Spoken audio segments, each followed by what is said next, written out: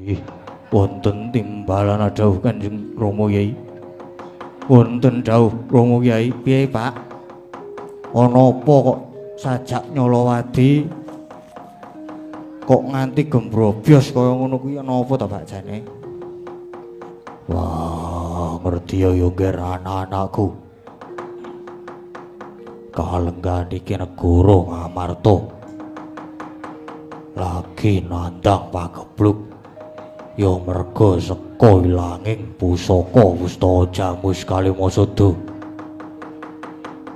Kyai Jipat Pustaka Jamus Kalimasada ical ya ilang. Nae manut dawuhe pangandikane wakmu Kresna. Wah, ilange Jamus Kalimasada kuwi merga dicolong. Menawi dipun cidra, lajeng sinten ingkang wantun cidra Kanjeng Rama?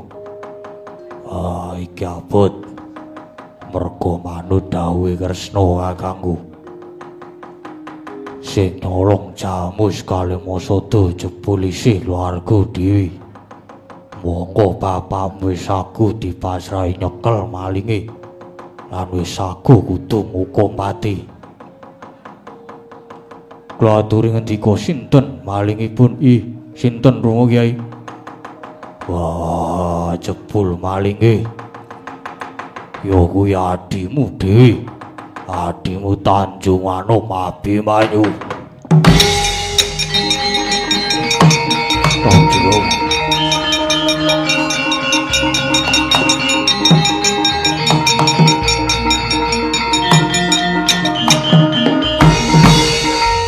Kanjeng kula mboten nglentu pamireng kula kados mboten pinanggih nalar. Adhi kula Abimanyu dados Duratmaka. Wah, maune dhewe aku ya ora percaya. Nanging dawuhe wakmu Kresna kasunyatane pancen mengkono. Gatot wonten dawuh. Ayo melu aku. Wah, goleki adimu Abimanyu. Yen pancen malinge kuwi Abimanyu, wah aku kudu tegel.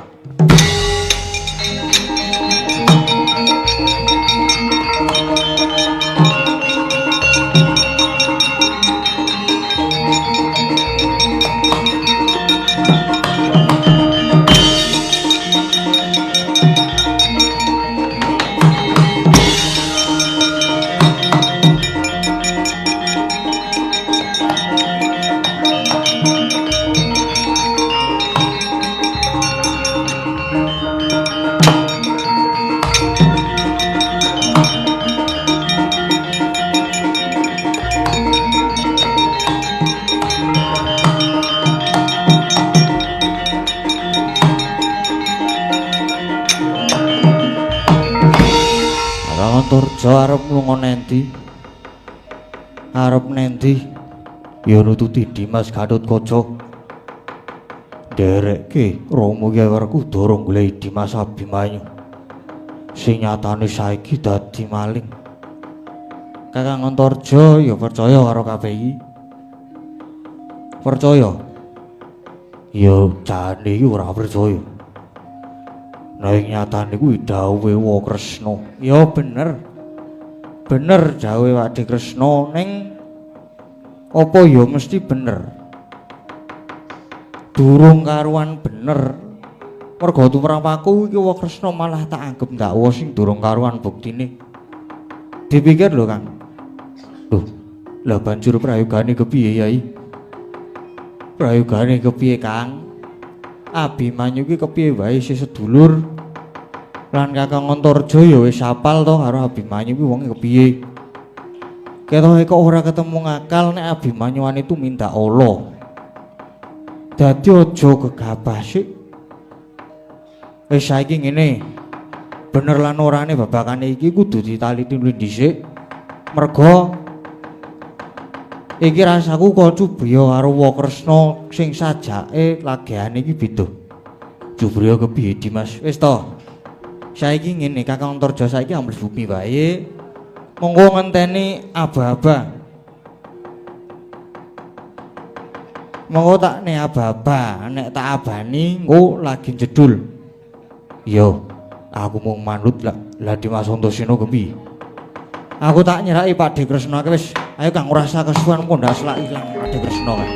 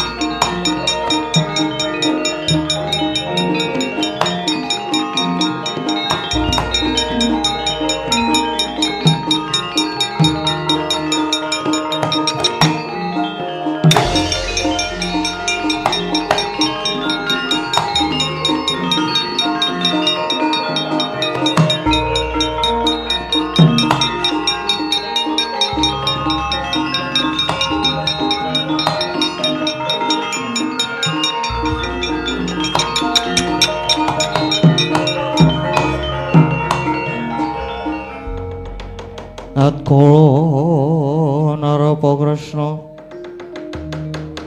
Tandula sanyokra ring Resi Cahnawisutta Kamunggah kalihira ing rata. Oh, maksud mau jagat madolinu wae. Oh, lagi niki gampang, kene gampang. Blethuk para Pandhawa nyatane aku wis kasembatan budidaya gawe ringking para Pandhawa. Gedhene renah patine para Pandhawa mula kanthi sarana aku gawe rekodaya Abimanyu dak dakwa nyolong. Ya kuwi pustaka Jamus Kalimasada. Mongko Werkudara ya wis aguh bakal midana pati karo Abimanyu. Nek Werkudara wis ketemu Abimanyu tanpa ditakoni mesti langsung dipateni Abimanyu mati.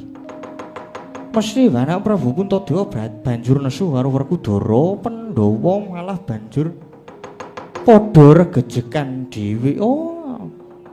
Lah gene iki yo gampang gawe rusaing para Pandhawa. Kasembatan sing dadi ancasku mung kari matur ana ngersane Prabu Duryudana. Mesti aku banjur dialem-alem disungga-sungga lan banjur bakal diparingi bebana sing akeh. Ya wis tak bali nang Astina saiki.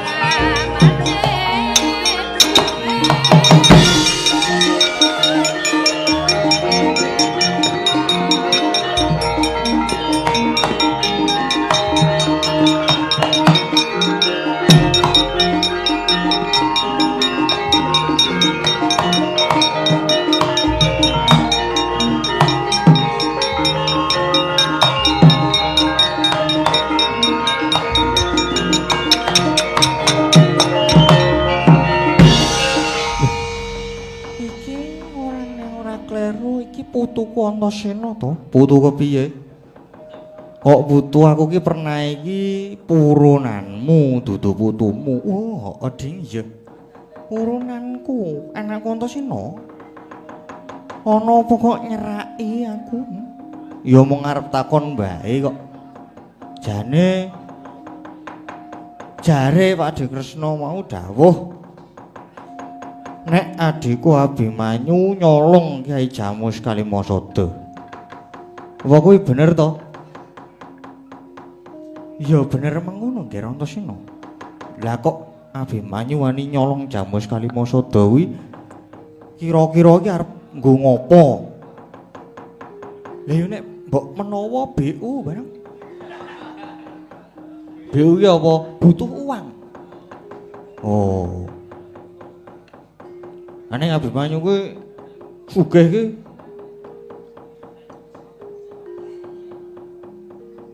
Mbok menawa entek dienggo main Antasena. Wah, yo ora aneh senengane kok.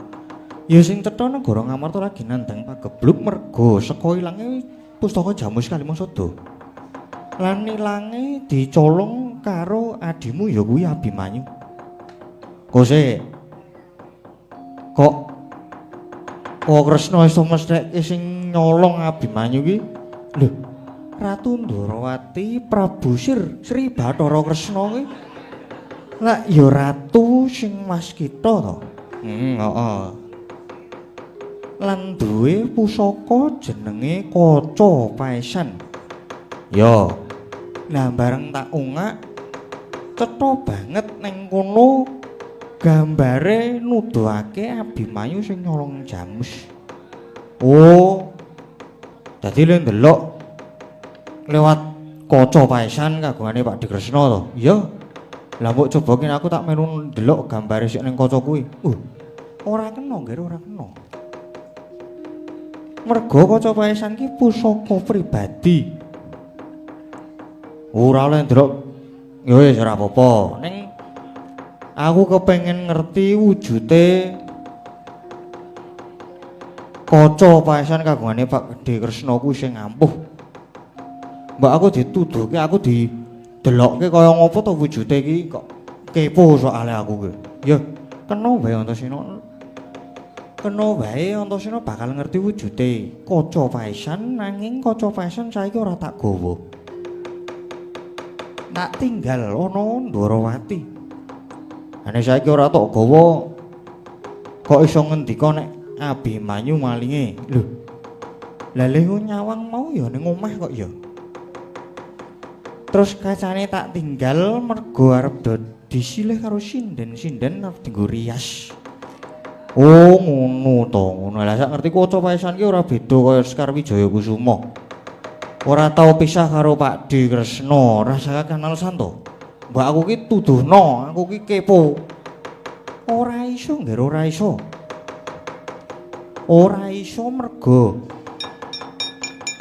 iki pusaka pribadi, ora dienggo tontonan. Nek ora gelem tenan, aku ora iso ndelok tenan, ora iso Antasena mergo iki pusaka pribadi. Oh lah nek ngene iki genane iki Kresna palsu.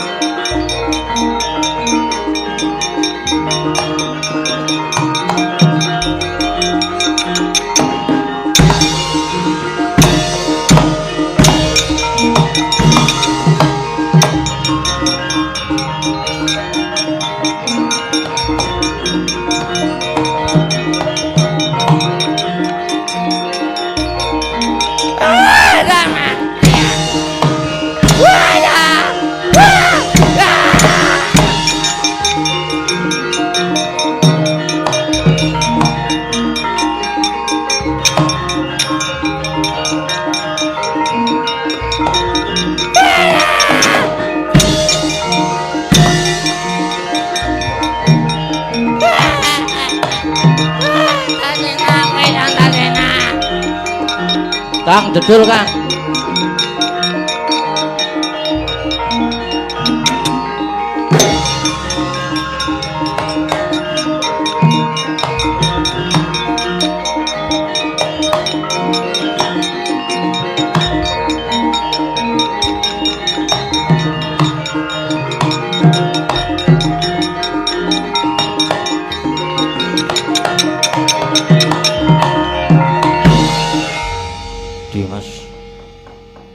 Iki kok Eyang Durna.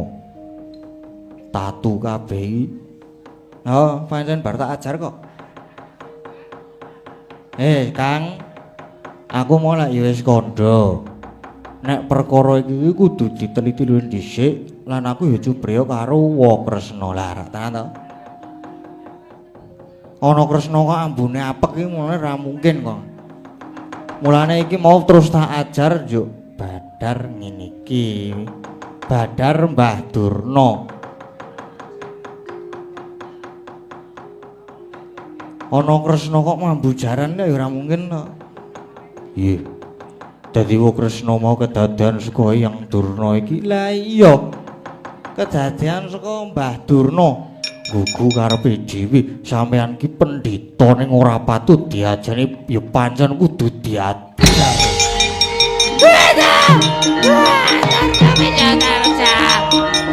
Mati aku.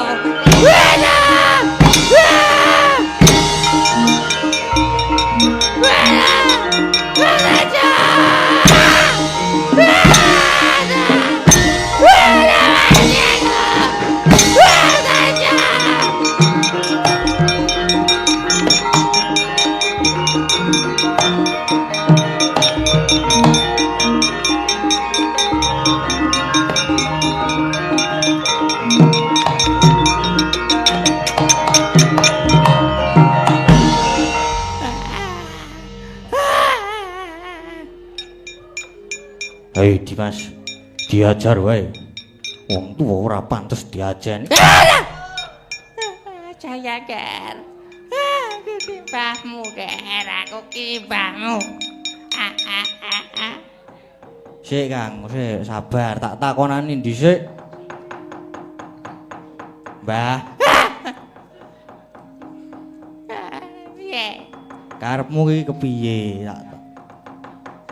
Kok dadak dadi Siwa Kresna barang ki sing ngakon sapa? Ayo. Bloko, Mbah, bloko. Ya Ger. Aku ki mung diutus. Ayo sing ngakon sapa? Sing ngutus sapa? Aku tutus anak Prabu Daritara kon gawe ringking para Pandhawa. Biar aku mau mimpo dadi anak Prabu Kresna. Terus kok adikku Abimanyu tok dakwa dadi malinge iki kepiye? Ya. Merga Abimanyu kae sing digadang-gadang dening ora Pandhawa. Abimanyu tak dakwa maling mesti terus dipateni. Ana wong tuwa ora patut diajen. Senengane nglinjipi carang apa-apa. Jaya Antasena. Antara Jaya. Jaya Ger. Nek ngene iki apike goleke jaran. Tangane Durna mengko dijenjang terus taline talekke ning buntute jaran. Monggo terus jarane diseblak mulak nek mlayu pedhuwet. Aduh, Jaya Ger. Aja. Jaya Ger, aja. Jarane lurung entuk. Durung golek. Apa nek ora iki manu wae. Mriwate Mbah Durna iki templeki sega. Terus goleki pitik dicerake karo totoli karo pitik mripate iki. Aduh. Sakit. Aduh, ramayake lara banget. Senengane urung-urung kok wis dado-dado wae. Pitike lho ya urung entuk. Ning Mbah Durna ki ya kurang gawean kok. Senengane gawe perkara, monggo iki bapak wis mlayu ning Tanjung Anom goleki Abimanyu. Banjur prayogane kepiye iki Dimas? Mbah Durna kudu dikapake wis, Kang. Saiki ngene, Mbah Durna iki bandanen tangane tok cekel terus aja nganti mlayu. Mengko Durna iki banjur dihadapi karo bapak ben ngomong nek sing dadi Kresna mau sapa ngono. Dene aku tak mlaku rono kae merga saka pandukaku, Mbah Durna ki mesti duti karo Sengkuni karo Kurawa.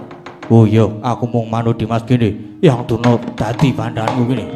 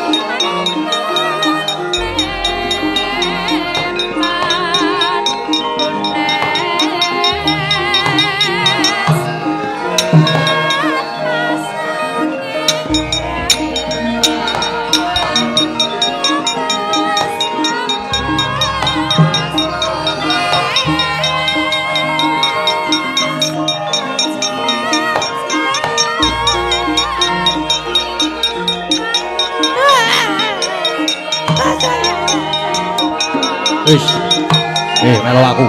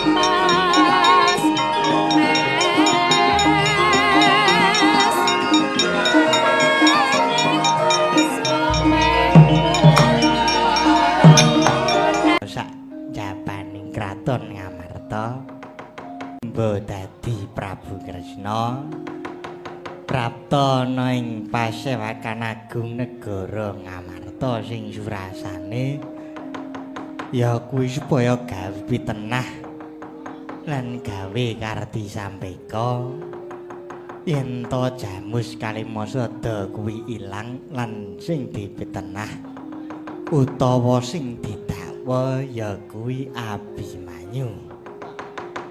Lah kanthi Abimanyu didakwa dadi maling mestine Arjuna Werkudara padha nesu banjur do mentala ngajar karo Abimanyu. Nggih, Paman.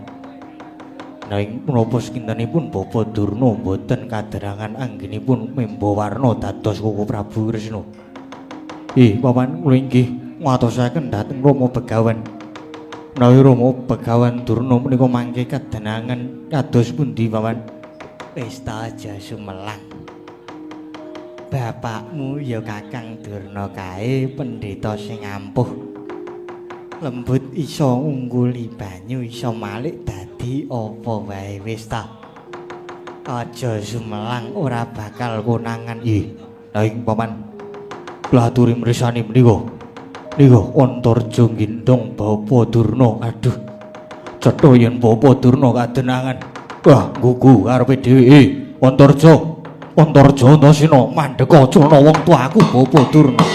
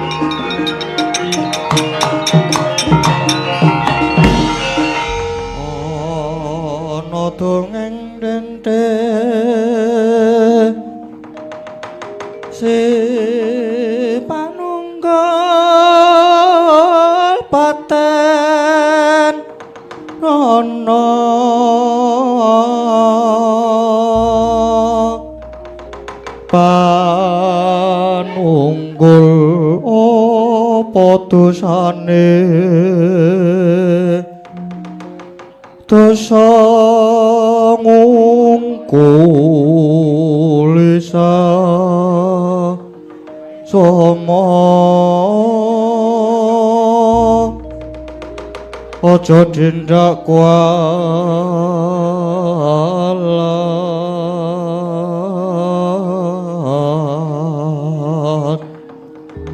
lah iya bener kandamu lali sumber kadewasan.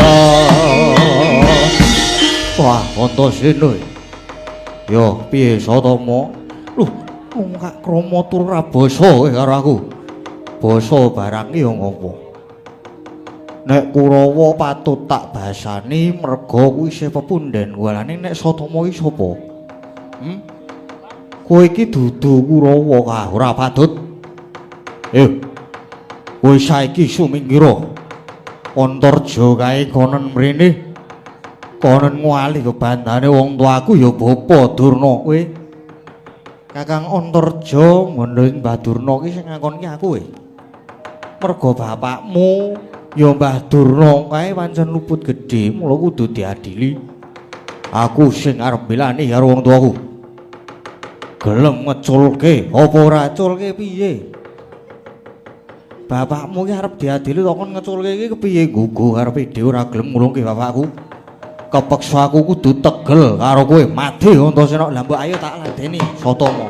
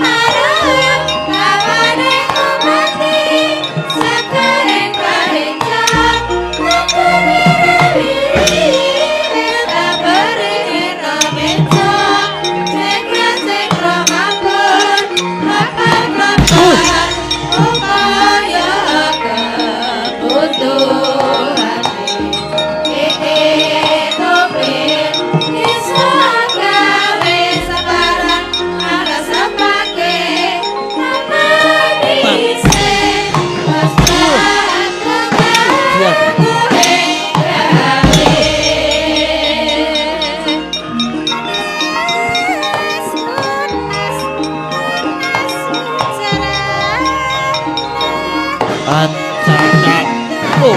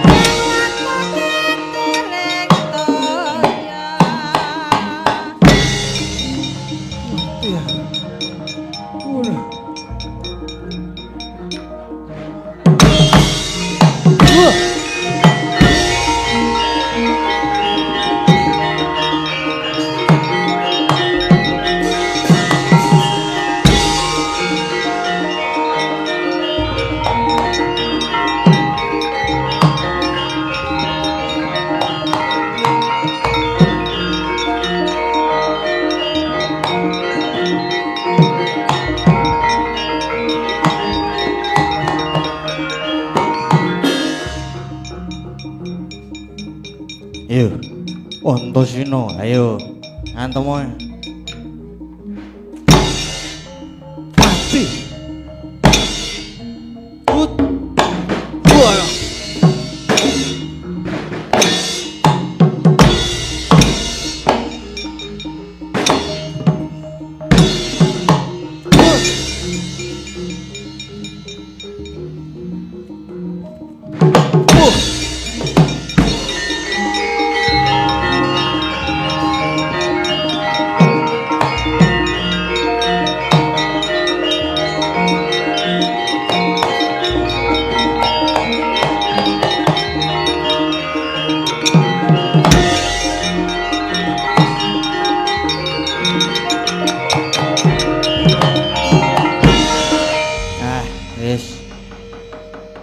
Sawang saka kene Kurawa wis do mundur ya. Wis saiki mung kari nututi Kang Gatot men. Tak kandhanane.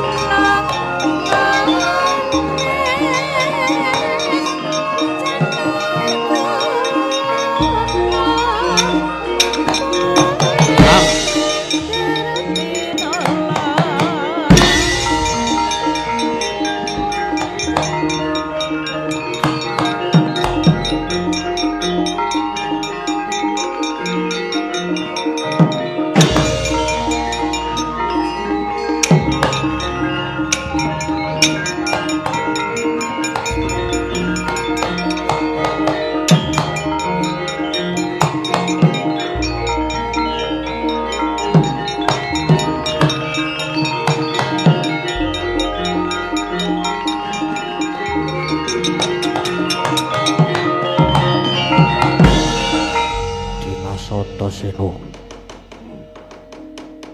nututi lan nyandhet marang pun Kakang. Mandheg dhisik Kang, mandheka dhisik. Kakang Gatot iki saiki arep mateni Abimanyu, mestine wae ngono. Tinimbang duwe adi sing wis ngorek-orek marang wong tuwa. Ora sudi duwe adi Abimanyu. Kok sik sabar to, Kang? Sabar. Nek sampeyan mateni Abimanyu, mengko getun, mesti getun. Getun kepiye? Sebab apa? Aku wis nyekel sing dadi tuk sumbering perkara. Ya kuwi Wa Kresna. Dimas, aja wanen. Wa Prabu Ndarawati kuwi punden kosik to. Sing dadi Wa Kresna, sing dadi Pakde Kresna kae mau iki palsu. Mulane wani ndakwa Abimanyu sing dadi maling to. Apa ya ngono? Banjur sapa? Sapa sing wani membo dadi Wa Kresna, Kang? Kakang Antarja resakane gawanen rene, Kang.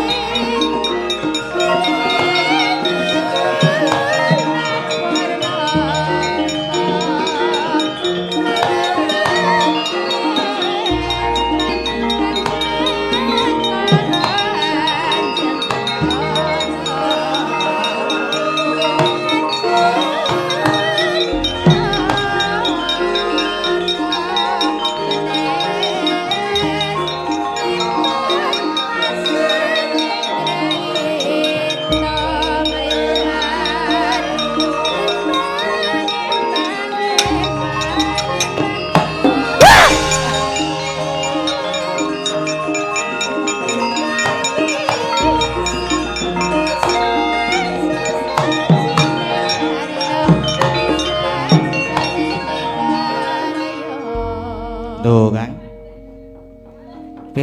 Wis weruh to, wis prisa to. Sapa iki? Ya Dimas. Eyang Durna. Kok membo dados Wa Kresna? Yang garing ka. Terpaksa. Mung satermo nindakake dawuh anak Prabu Daryudana. Nanging Eyang Durna niku lepat. Margi sampun dakwa Abimanyu matos Rama Werkudara badhe mentala dhateng Abimanyu. Janggar. Janggar aku luput Janggar. Aku calon ngapura Janggar. Wong tuwa kok kaya ngono pakardine. Dimas banjur kepiye? Wis saiki ngene, Kang. Bapak kae uyaken aja nganti bapak tekan kasatriyan Tanjung Anom apa meneh nganti ketemu karo Abimanyu wis. Mengko matura bapak nek sejatine sumbering perkara iki saka Mbah Durna ya. Rama Kyai kula aturi kandel Rama ya.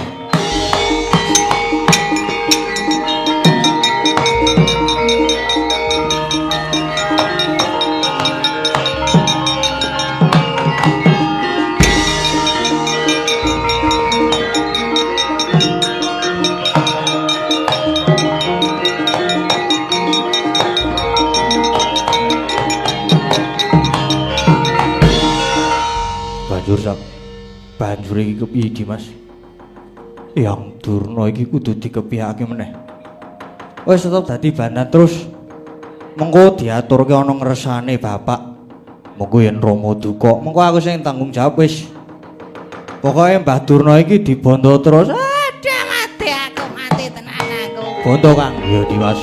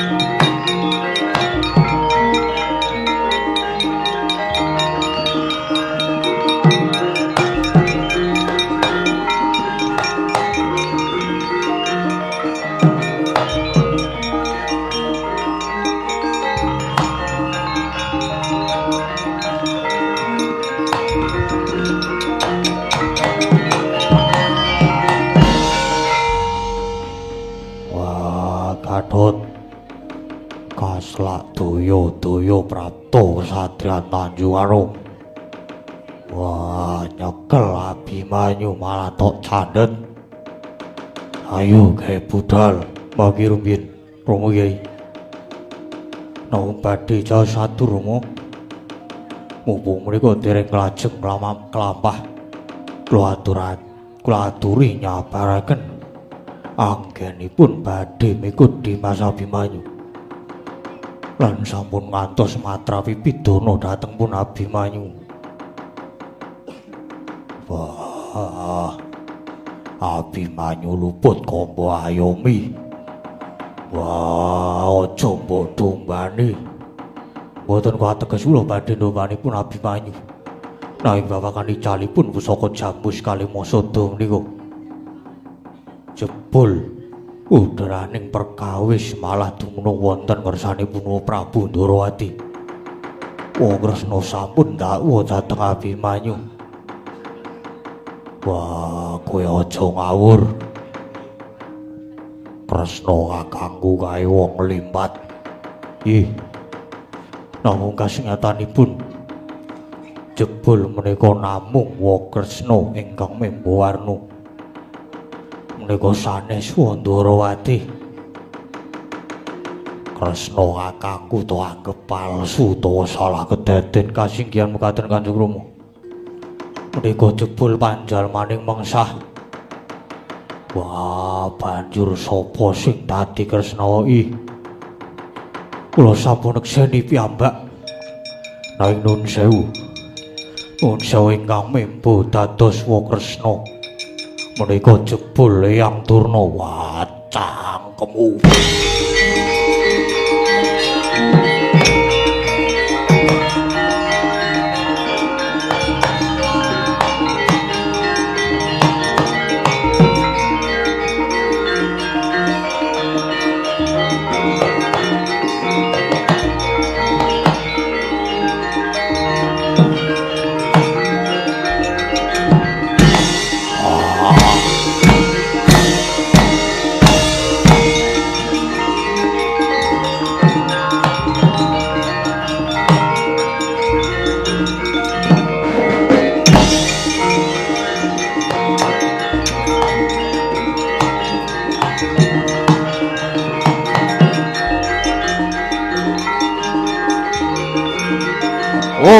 Po.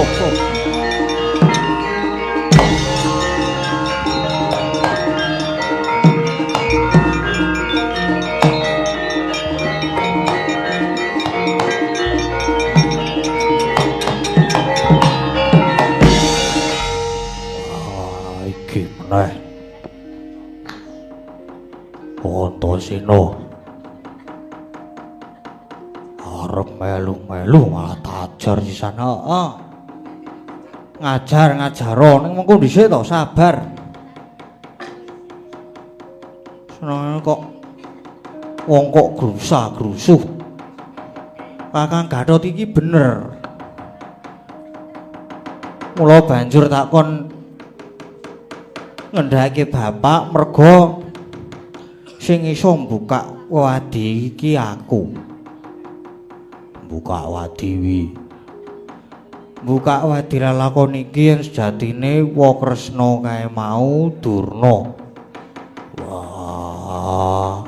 Areng apa? Ora wae sabar. Saiki aku tak takon ngendi ana Kresna kok waton dakwa. Abimanyu dituduh maling iki.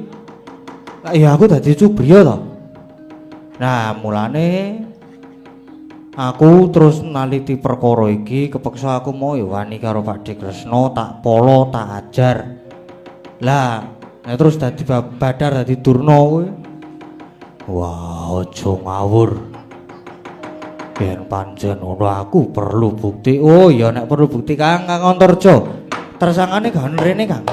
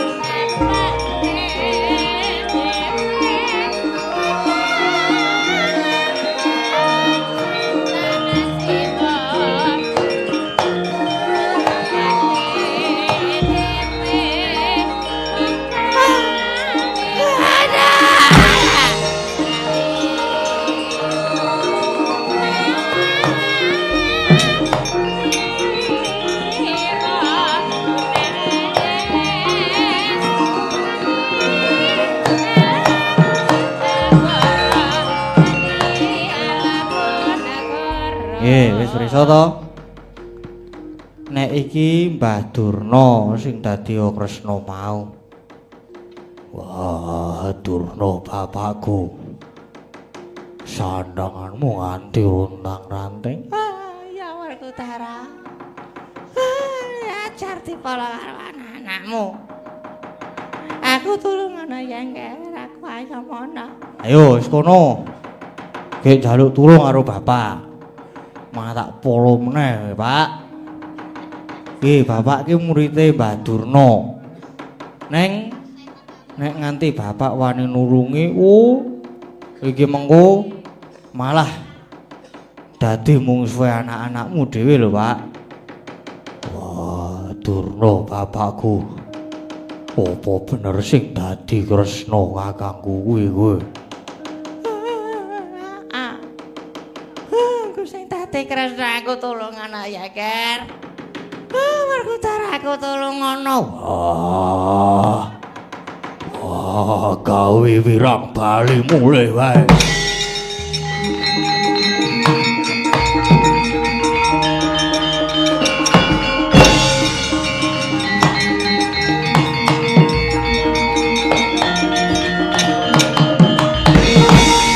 Yes. Wah, bapake ana isin iki ngono kae. Wong wah weh terus minggat klepat lunga. Wis saiki arep njaluk tulung sapa? Antasena. Bapakmu Werkudara wis bali, aku uculan aku ya tak bali ya. Bali piye? Mulai nang saka lima. Werkudara bapakmu ya wis bali. Tekase ora ditomidara pati karo Abimanyu. Abimanyu selamat. Selamat piye? Bapak wis bali ning bapakne Abimanyu piye? Mak cilik Janaka. Nek iki mengko paman Janaka tekan Tanjung Anom, njur Abimanyu dipolo karo bapakne. Piye? Perkarane iki durung rampung, aja mulih sik, aja njaluk mulih. Ana Ger. Usulan aku tak bali ya, Ger. Wis ora tetep dadi usake lan Kang, ayo dibondo meneh, Kang.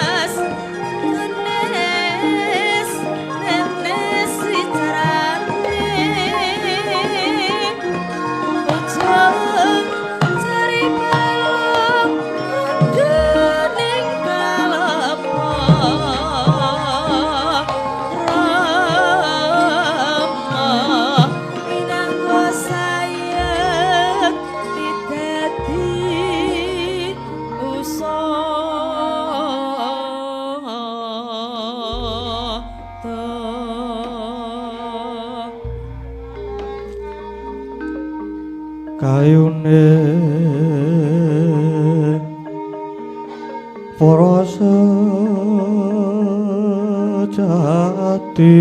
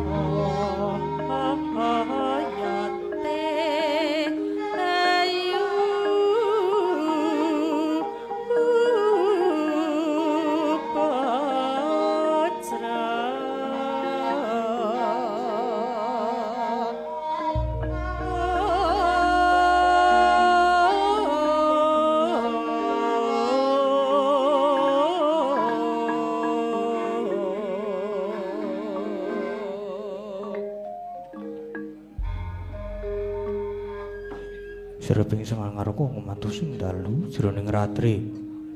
Dereng wonten ingkang carita mung Sanggang Pertanggawan ingkang jumedhul saking Perang Wetan. Nadayan kalengan megar gunung-gunung warandini bisa merbawani jagat raya. Dewi tata sing ngamanten diwasane wau kawusa nganti musing anjik goro.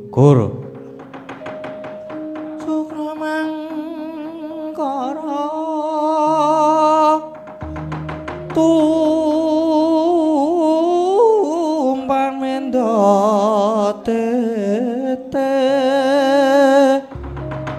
tete kaloba sumawar cita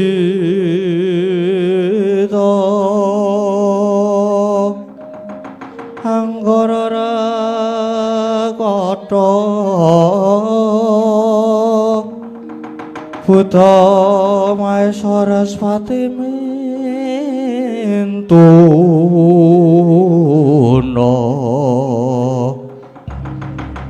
Ekatwite catura panca cacapta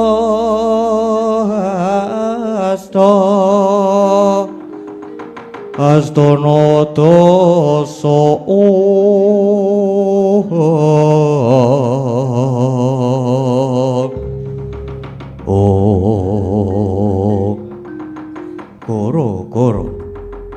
goro ing jalan tembak liar saknya menghormati midiliro rapat penokawan Lurah Semar Gareng Petrus Lurah Bagong ing samya gojekan madyaning ngurumbu alon